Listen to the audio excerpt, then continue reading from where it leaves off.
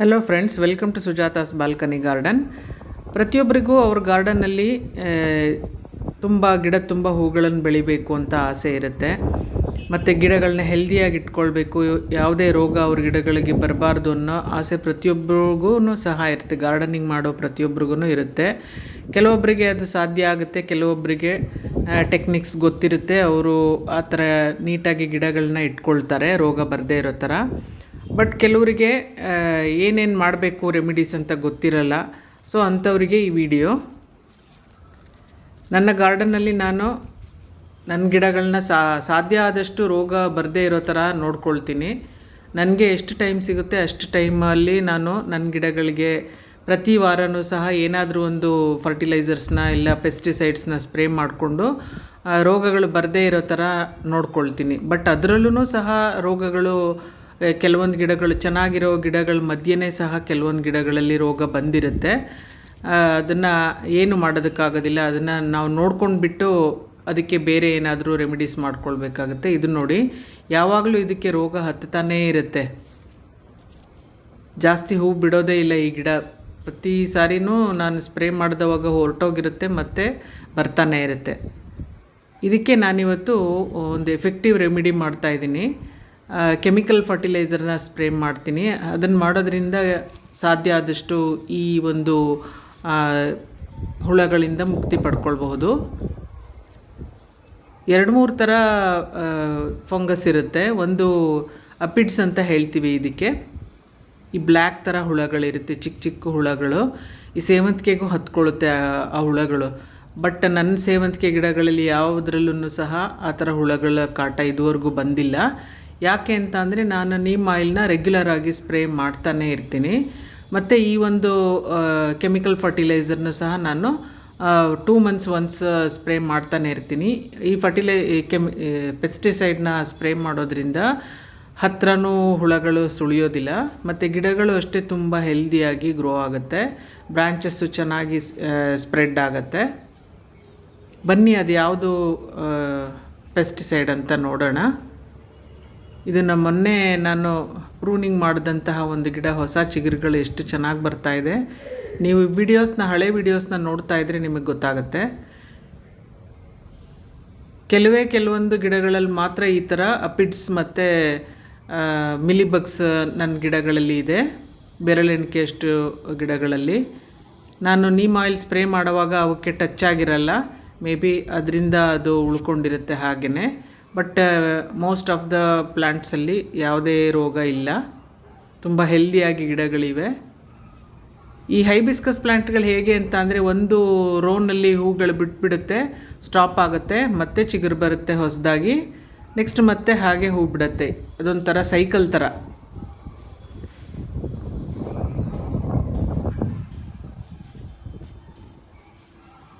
ನಾನು ಸಾಧ್ಯ ಆದಷ್ಟು ನನ್ನ ಗಿಡಗಳಲ್ಲಿ ರೋಗ ಬರದೇ ಇರೋ ಥರನೇ ನಾನು ನೋಡ್ಕೊಳ್ತೀನಿ.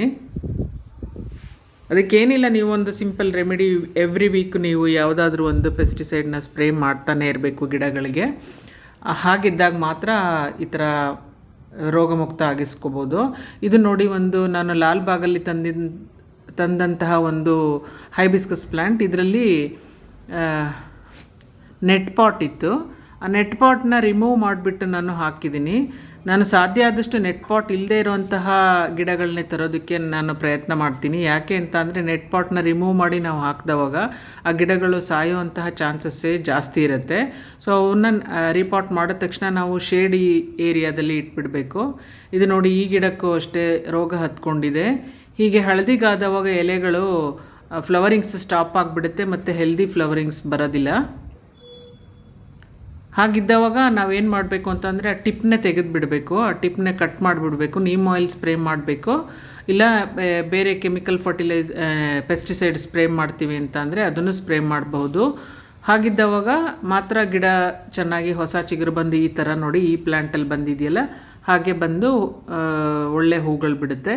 ಇದರಲ್ಲೂ ನೋಡಿ, ಹೊಸದಾಗಿ ತಂದಿರೋ ಪ್ಲ್ಯಾಂಟು ಎಷ್ಟು ಅಟ್ಯಾಕ್ ಆಗಿದೆ. ಬನ್ನಿ ಇದಕ್ಕೆ ಏನು ಸ್ಪ್ರೇ ಮಾಡೋದು ಅಂತ ನೋಡೋಣ. ಇದು ನೋಡಿ, ರೋಗರ್ ಅಂತ ಹೇಳಿಬಿಟ್ಟು ಒಂದು ಪೆಸ್ಟಿಸೈಡ್. ಇದು ಫರ್ಟಿಲೈಸರ್ ಆಗೋ ಕೆಲಸ ಮಾಡುತ್ತೆ, ಪೆಸ್ಟಿಸೈಡ್ ಆಗೋ ಕೆಲಸ ಮಾಡುತ್ತೆ. 2 ರೀತಿಯೂ ಕೆಲಸ ಮಾಡುತ್ತೆ. ಇದು ಸ್ಪ್ರೇ ಮಾಡೋದ್ರಿಂದ ನಮಗೆ 2 in 1 ಯೂಸಸ್ ಇದೆ ಇದರಿಂದ. ನಾನೇನು ಮಾಡ್ತಾಯಿದ್ದೀನಿ ಅಂದರೆ ಒಂದು ಬಕೆಟ್ ವಾಟ್ರಿಗೆ ಫುಲ್ ಒಂದು ಬಕೆಟ್, ಇದು ತುಂಬ ಕೇರ್ಫುಲ್ಲಾಗಿ ಹಾಕ್ಕೊಳ್ಬೇಕು ನಾವು. ಒಂದು ಬಕೆಟ್ ವಾಟ್ರಿಗೆ 5 ml ಮಾತ್ರ ಹಾಕ್ಕೊಳ್ಬೇಕು. ತುಂಬ ಜಾಸ್ತಿ ಆದ್ರೂ ಗಿಡಗಳು ಎಲ್ಲೋ ಆಗುತ್ತೆ, ಲೀಫೆಲ್ಲ ಎಲ್ಲೋ ಆಗಿಬಿಡುತ್ತೆ. ಬಟ್ ಗಿಡಕ್ಕೇನು ತೊಂದರೆ ಆಗೋಲ್ಲ, ಎಲ್ಲೋ ಆಗಿಬಿಟ್ಟು ಎಲ್ಲ ಉದುರು ಹೋಗ್ಬಿಡುತ್ತೆ, ಮತ್ತು ಹೊಸದಾಗಿ ಚಿಗುರು ಬರುತ್ತೆ. ಸೊ ಅದನ್ನು ನೋಡ್ಕೊಂಡು ಹಾಕ್ಕೋಬೇಕು. 1 ಲೀಟ್ರಿಗೆ 1 ml ಮಾತ್ರ ಹಾಕ್ಕೊಳ್ಬೇಕು. ಒಂದು ಬಕೆಟ್ಗೆ 5 ml ಹಾಕ್ಕೊಳ್ಬೇಕು. ಅದು ಮೆಜರ್ಮೆಂಟ್ನ ನೀವು ತಿಳ್ಕೊಳ್ಬೇಕು. ಹೀಗೆ ಗಿಡದ ಮೇಲೆ ಸ್ಪ್ರೇ ಮಾಡಬೇಕು. ನೀವು ಮಂತ್ಲಿ ಒಂದು ಸ್ಪ್ರೇ ಮಾಡಿಕೊಂಡ್ರೂ ತೊಂದರೆ ಇಲ್ಲ, ಯಾವುದೇ ಒಂದು ಕೀಟ ಬಾಧೆ ಇದಕ್ಕಿರೋದಿಲ್ಲ. ಮಿಲಿ ಬಗ್ಸ್ ಆಗಲಿ, ಅಪಿಡ್ಸ್ ಆಗಲಿ, ಎಲ್ಲ ಹುಳಗಳನ್ನು ಸಹ ಸತ್ತೋಗ್ಬಿಡುತ್ತೆ. ಆನ್ ದ ಸ್ಪಾಟ್ ಸತ್ತೋಗುತ್ತೆ. ನೀವು ಸ್ಪ್ರೇ ಮಾಡಿ ನೋಡಿ, ಎಲೆಗಳ ಹಿಂದೆಯೇ ಆ ಹುಳಗಳು ಕೂತಿರುತ್ತೆ. ಸೊ ಎಲೆಗಳನ್ನ ಟರ್ನ್ ಮಾಡಿಕೊಂಡು ನೀವು ಸ್ಪ್ರೇ ಮಾಡಬೇಕಾಗತ್ತೆ. ಸ್ಪ್ರೇ ಮಾಡುವಾಗ ಗ್ಲೌಸ್ಗಳು ಹಾಕ್ಕೊಳ್ಳೋದು ಬೆಟ್ರ್. ನಾನಿಲ್ಲಿ ಹಾಕ್ಕೊಂಡಿಲ್ಲ, ಸಾರಿ. ನೀವುಗಳು ಸ್ಪ್ರೇ ಮಾಡಬೇಕಾದ್ರೆ ಹ್ಯಾಂಡ್ ಗ್ಲೌಸ್ ಹಾಕ್ಕೊಂಡ್ಬಿಟ್ಟು ಮಾಡಿ. ಇದು ಕೆಮಿಕಲ್ ಫರ್ಟಿಲೈಸರ್ ಆಗಿರೋದ್ರಿಂದ, ಪೆಸ್ಟಿಸೈಡ್ ಆಗಿರೋದ್ರಿಂದ ಹ್ಯಾಂಡ್ ಗ್ಲೌಸ್ ಹಾಕ್ಕೊಂಡೇ ಮಾಡಬೇಕು. ಹೀಗೆ ನೀಟಾಗಿ ಸ್ಪ್ರೇ ಮಾಡಿದ್ರೆ ಖಂಡಿತವಾಗಿಯೂ 100% ಆ ಒಂದು ರೋಗ ಹೊರಟೋಗುತ್ತೆ. ಅಪಿಡ್ಸ್ ಆಗಲಿ, ಮಿಲಿಬಗ್ಸ್ ಆಗಲಿ ಖಂಡಿತವಾಗ್ಲೂ ಹೊರಟೋಗುತ್ತೆ. ನೀವು ಅಬ್ಸರ್ವ್ ಮಾಡಿ, ಈ ಮೊಗ್ಗುಗಳು ಅಷ್ಟೇ ಸೇವಂತಿಗೆನಲ್ಲಿ ಚಿಕ್ಕದಾಗಿರುತ್ತೆ, ಒಂಥರ ಹೆಲ್ದಿ ಆಗಿರಲ್ಲ, ಮೊಗ್ಗುಗಳು ದಪ್ಪನೇ ಆಗ್ತಿರಲ್ಲ. ನೀವು ಈ ರೋಗರ್ ಪೆಸ್ಟಿಸೈಡ್ನ ಸ್ಪ್ರೇ ಮಾಡಿದ ತಕ್ಷಣವೇ ಅದರ ಡಿಫ್ರೆನ್ಸ್ ನೀವು ವಿದಿನ್ 1 ವೀಕ್ ನೀವು ಕಾಣಬಹುದು. ಗಿಡಗಳಲ್ಲಿ ಎಷ್ಟು ಚೆನ್ನಾಗಿ ಮೊಗ್ಗುಗಳು, ಅದು ಹೂಗಳಾಗೋದಕ್ಕೆ ಇದಾಗುತ್ತೆ ಅಂತ ನೋಡ್ಬೋದು. ಇದು ತುಂಬಾ ರೋಗ ಬಂದುಬಿಟ್ಟಿದೆ. ಪ್ರೂನಿಂಗ್ ಮಾಡಿದ್ದಿದ್ದು ಗಿಡ ಇದು.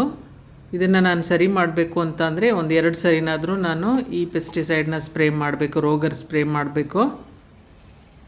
ಇದು ಸ್ಪ್ರೇ ಮಾಡಿ ವೆರಿ ನೆಕ್ಸ್ಟ್ ಡೇ ನಾವು ಇದು ವಾಟರ್ನ ಗಿಡದ ಮೇಲೆ, ಎಲೆಗಳ ಮೇಲೆ ಸ್ಪ್ರೇ ಮಾಡಬೇಕು. ಮತ್ತೆ ಇನ್ನೊಂದು ವೀಕ್ ಬಿಟ್ಕೊಂಡು ಮತ್ತೆ ಹೀಗೆ ಪೆಸ್ಟಿಸೈಡ್ನ ಸ್ಪ್ರೇ ಮಾಡಬೇಕು. ಇದು ಅಷ್ಟೇ ಲಾಲ್ಬಾಗಿಂದ ತಂದಂತಹ ಒಂದು ಪ್ಲ್ಯಾಂಟ್. ಮೊನ್ನೆ ನನ್ನ ಯಾವ ಗಿಡಗಳಲ್ಲೂ ಸಹ ರೋಗ ಇಲ್ಲ, ಬಟ್ ಗಿಡಗಳು ಹೆಲ್ದಿಯಾಗಿರೋದಕ್ಕೂ ಸಹ ಈ ರೋಗನ ನಾವು ಸ್ಪ್ರೇ ಮಾಡ್ಕೊಳ್ಬಹುದು. ಇದು ಫ್ಲವರಿಂಗ್ಸ್ ಬರೋದಕ್ಕೆ ಇಂಡ್ಯೂಸ್ ಮಾಡುತ್ತೆ. ಯಾವುದು ಪ್ಲ್ಯಾಂಟ್ ಫ್ಲವರಿಂಗ್ಸ್ ನಿಂತು ಹೋಗಿದೆ ಅಂಥ ಪ್ಲ್ಯಾಂಟ್ಗಳಿಗೆ ನೀವು ಇದನ್ನು ರೆಗ್ಯುಲರಾಗಿ ಸ್ಪ್ರೇ ಮಾಡ್ತಾಯಿದ್ರೆ, ತುಂಬ ಸ್ಟ್ರಾಂಗಾಗಿ ಇಟ್ಕೊಳ್ಬಾರ್ದು, ಮೀಡಿಯಮ್ ಆಗಿ ಇಟ್ಕೊಂಡ್ಬಿಟ್ಟು ಸ್ಪ್ರೇ ಮಾಡ್ತಾಯಿದ್ರೆ ನೀವು ಫ್ಲವರಿಂಗ್ಸ್ ತುಂಬಾ ಚೆನ್ನಾಗಿ ಬರುತ್ತೆ ಈ ರೋಗರ್ ಸ್ಪ್ರೇ ಮಾಡೋದ್ರಿಂದ. ಇಲ್ಲಿ ನೋಡಿ, ಹೊಸ ಚಿಗುರುಗಳು ಬರ್ತಾ ಇದೆ. ಕೆಲವೊಂದು ಸರಿ ಪೆಸ್ಟಿಸೈಡ್ ಜಾಸ್ತಿ ಆದವಾಗ್ಲೂ ಸಹ ಎಲೆಗಳು ಹಳದಿಗಾಗಿ ಉದುರು ಹೋಗೋದು ಚಾನ್ಸಸ್ ಇರುತ್ತೆ. ಅದರಿಂದ ಏನು ತೊಂದರೆ ಇಲ್ಲ, ಮತ್ತೆ ಹೊಸ ಚಿಗುರುಗಳು ಖಂಡಿತವಾಗಿಯೂ ಗಿಡದಲ್ಲಿ ಬರುತ್ತೆ. ಯಾವುದೇ ಒಂದು ಹೈಬಿಸ್ಕಸ್ ಪ್ಲ್ಯಾಂಟ್ ಫ್ಲವರಿಂಗ್ ಆಗೋದು ನಿಂತುಬಿಟ್ಟು ಅದು ಟಿಪ್ ಹಳದಿಗೆ ಆಗ್ತಾಯಿದ್ರೆ ನೀವು ಅದನ್ನು ಕಟ್ ಮಾಡಿ ತೆಗೆದು ಬಿಡೋದೇ ಒಳ್ಳೆಯದು. ಆವಾಗ ನೆಕ್ಸ್ಟ್ ಮತ್ತೆ ಹೊಸ ಚಿಗುರು ಬಂದು ಚೆನ್ನಾಗಿ ಪ್ಲ್ಯಾಂಟ್ ರಿಕವರ್ ಆಗಿಬಿಡುತ್ತೆ. ಇದರಲ್ಲೂ ನೋಡಿ, ಅಪಿಡ್ಸ್ ಅಟ್ಯಾಕ್ ಆಗಿದೆ, ಹೂಗಳು ಚೆನ್ನಾಗಿ ಬರ್ತಾನೆ ಇಲ್ಲ, ಈ ಥರ ಆಗಿಬಿಡುತ್ತೆ. ಆ ಥರ ಹಾಗೆ ಮುರುಟ್ಕೊಂಡಾವಾಗ, ಎಲೆ ಸುರುಳಿ ಸುತ್ಕೊಂಡಾವಾಗ ಮುಂದಕ್ಕೆ ಚಿಗುರು ಬರೋದೇ ಇಲ್ಲ, ಅದು ಅಲ್ಲಿಗೆ ಸ್ಟಾಪ್ ಆಗಿಬಿಡುತ್ತೆ. ಅದಕ್ಕೇ ನಾವೇನು ಮಾಡಬೇಕು, ಒಂದು 2-3 ನೋಡ್ಸನ್ನು ಬಿಟ್ಬಿಟ್ಟು ಕಟ್ ಮಾಡಿಬಿಡ್ಬೇಕು. ಅದನ್ನು ಆ ಭಾಗನೇ ಕಟ್ ಮಾಡಿಬಿಡಬೇಕು. ಆವಾಗ ಹೊಸ ಚಿಗುರು ಬಂದು ಮತ್ತೆ ಹೆಲ್ದಿಯಾಗಿ ಗಿಡ ಹೂ ಬಿಡೋಕ್ಕೆ ಶುರುವಾಗುತ್ತೆ. ಇದು ಮೇ ಬಿ ರೈನಿಂಗ್ ಸೀಸನ್ ಆಗಿರೋದ್ರಿಂದ ಮಳೆ ಜಾಸ್ತಿ ಬರ್ತಾ ಇರೋದ್ರಿಂದ ಹಾಗೆ ಎಲ್ಲೋ ಆಗ್ತಾಯಿದೆ ಎಲೆಗಳು. ಸೊ ರೈನಿಂಗ್ ಸೀಸನಲ್ಲಿ ನಾವು ಗಿಡಕ್ಕೆ ನೀರು ಹಾಕೋದಕ್ಕೆ ಹೋಗಬಾರ್ದು.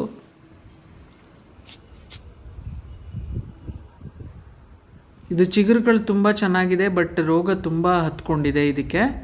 ಸೊ ಇದಕ್ಕೆ ನಾನು 2-3 ಟೈಮ್ಸ್ ಈ ಪೆಸ್ಟಿಸೈಡ್ನ, ರೋಗರ್ ಪೆಸ್ಟಿಸೈಡ್ನ ನಾನು ಸ್ಪ್ರೇ ಮಾಡ್ತೀನಿ.